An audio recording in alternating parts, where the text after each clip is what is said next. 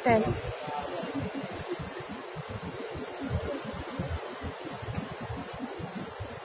Ito yung office na building ng Oray. Ayan. Kakaiba.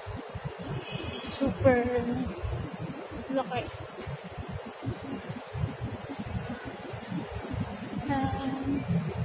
Ang katabi niyang building is, nasan yung F1 Tower?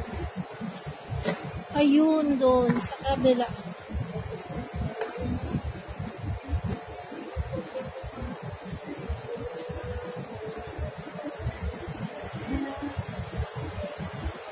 Ayan yung building dito.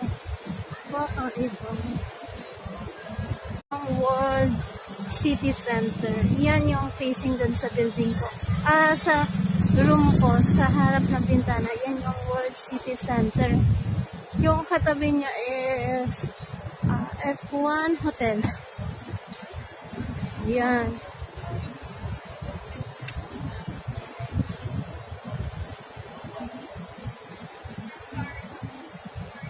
Almost mga 45 minutes na ako naglalakad. So, diba?